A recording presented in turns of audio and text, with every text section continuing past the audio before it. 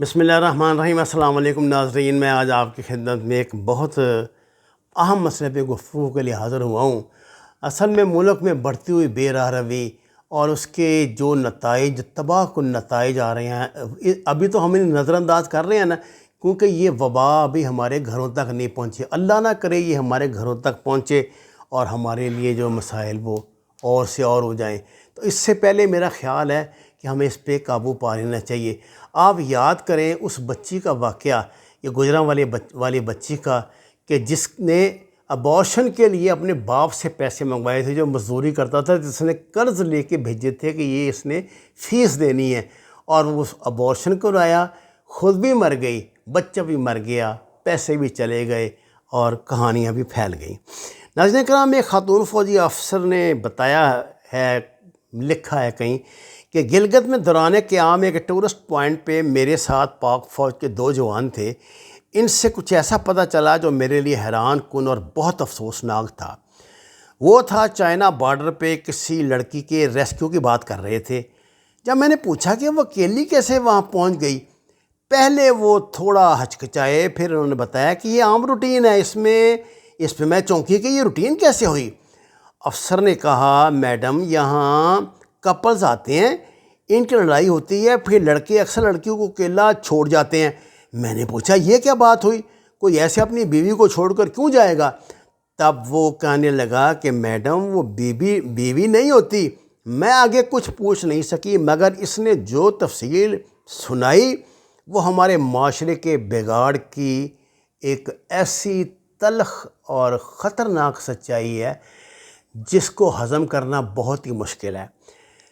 ناظرین لکھتی ہیں کہ وہ کہنے لگا کہ یہاں عموماً یونیورسٹیز کے کپلز آتے ہیں، لڑکیاں زیادہ تر ہاسٹل کی ہوتی ہیں، اس لیے ان کے ہاسٹل سے کچھ دن کے لیے غائب ہونا کوئی مسئلہ نہیں ہوتا۔ وہ لوکل ہوٹلوں میں رہتے ہیں، ہوٹل میں کوئی چیکنگ نہیں ہوتی کہ میاں بیوی ہیں کہ نہیں۔ ویسے بھی سب کو پتہ ہوتا ہے کہ ہوائی کام ہے، کوئی کچھ نہیں کہہ سکتا، وہ یہاں گھومتے پھرتے ہیں، عیاشی کرتے ہیں، اور جب لڑکے کے پاس پیسے ختم ہو جاتے ہیں تو دونوں کی لڑائی ہوتی ہے۔ وہ لڑکی کو کہتا ہے کہ پیسوں کا بندوبست کرے، لڑکی پیسوں کا انتظام کر لے تو ٹھیک، ورنہ کبھی ہوٹل کے بل سے بچنے کے لیے لڑکا اس کو ہوٹل کے کمرے میں سویا ہوا کسی بھی دور افتاد مقام پہ چھوڑ کے فرار ہو جاتا ہے۔ ایسی لڑکیوں کو پھر پاک فوج ریسکیو کرتی ہے۔ اکثر تو فریاد کرتی ہیں کہ انہیں گھر نہیں، یونیورسٹی والے شہر بھجوا دیا جائے۔ اس طرح کے واقعات اب اتنے عام ہیں کہ سیاحت کے موسم میں ہمیں ہفتے میں 1-2 لڑکیاں تو ریسکیو کرنی ہی پڑتی ہیں۔ میرے لیے یہ سارے رودات رونگٹے کھڑی کر دینے والی تھی۔ اب اندازہ لگائیں کہ خنجراب کے پاس چائنا بارڈر پہ اتنی دور افتاد جگہ جہاں پہنچنا ہی ایک چیلنج ہے، مقامی لوگ بھی وہاں مخصوص موسم میں خاص سہولیات کے انتظام کے بغیر نہیں جاتے، جہاں کوئی باہر کا بندہ اکیلے جانے کا سوچ نہیں سکتا۔ ادھر ایک لڑکی اپنے آشنا کے ہمراہ گئی اور تنہا کسی بھی سامان کے بغیر چھوڑ دی گئی۔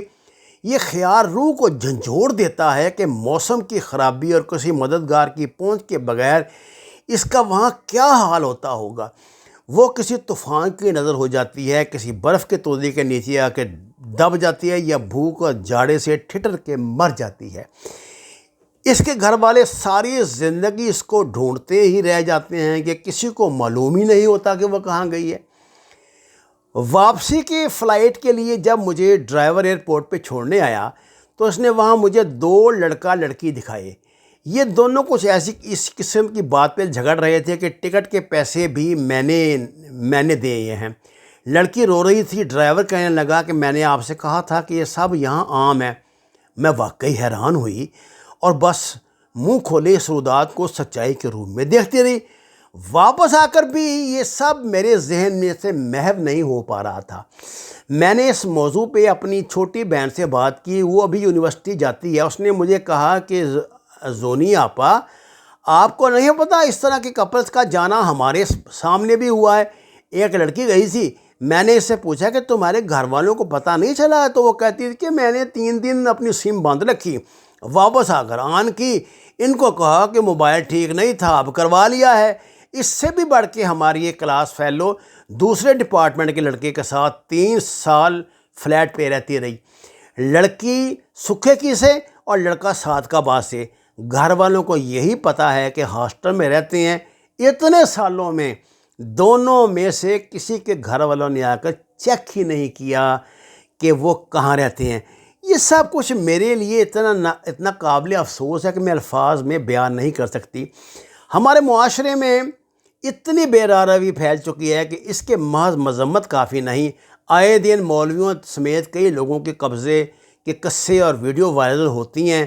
مجھے وہ کیس بھی یاد آ رہا ہے جس میں ایک لڑکا ہسپتال سے مری ہوئی لڑکی چھوڑ کے بھاگ رہا تھا جو ابارشن کروانے آئی تھی۔ کس بات کو روئیں، کس واقعے پر سر پیٹیں؟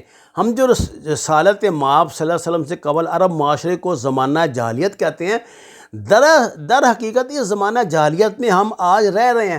ناظرین کرام، میں نے آپ سے کل بھی جو میں نے عثمان کے سلسلے میں ایک ویڈیو بنائی تو اس میں عرض کیا تھا کہ ان لوگوں کا کیا طریقے واردات ہے، کس طرح یہ پھنساتے ہیں بچیوں کو، کس طرح بلیک میل کرتے ہیں، کیا کچھ کرتے ہیں۔ حیرت کی بات یہ ہے اس کے باوجود نہ تو کسی کے کان پہ جونگری رنگ رہی ہے، نہ کوئی اس پہ کرنے کے لیے تیار ہے، جیسے یہ ہمارا مسئلہ ہی نہیں۔